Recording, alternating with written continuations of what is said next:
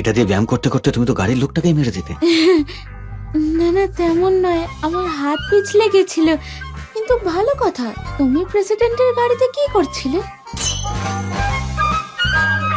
ও, প্রেসিডেন্টের শরীর খারাপ তাই তোমাকে নিয়ে এসেছে। ঠিক। আমার বলতে লজ্জা হচ্ছিল, আমি তো ওনার দেহরক্ষী, তাই ওনার সাথেই এসেছি। দেহরক্ষী?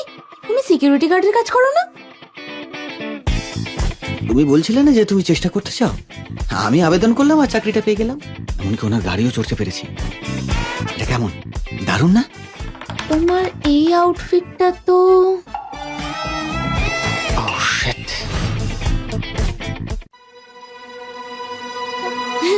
প্রেসিডেন্ট তো তোমার অনেক খেয়াল রাখে, ভালো করে কাজ করো। বাঁচা গেল।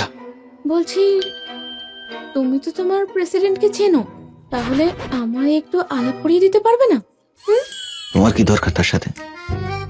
আসলে আছে কিছু। আহ, আচ্ছা ঠিক আছে, চলো তুমি তোমার কাজ করো, আমি রিপোর্ট করে আসি।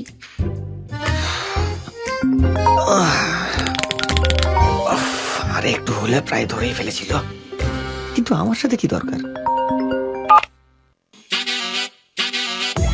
হ্যালো, আমি এসে গেছি। হ্যাঁ, আসছি।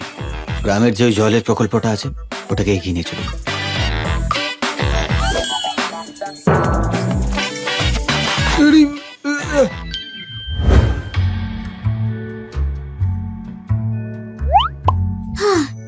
এখন যখন এখানেই কাজ করব, তখন প্রেসিডেন্টের সঙ্গে দেখা হওয়ার নিশ্চয়ই একটা সুযোগ থাকবে। এরকম কিছু ঘটবে আমি ভাবতেই পারিনি। সে ভেতরে চলেই এলো। সত্যি বলছেন? আপনি ওকে চেনেন? সে আমার বোন, যে গ্রামে বড় হয়েছে। ওর জন্য আমার মাথা নিচু হয়ে যাচ্ছে। আমি ভাবতে পারিনি সে এই হোটেলে কাজ করতে চাইবে। এটা মোটেই ঠিক না।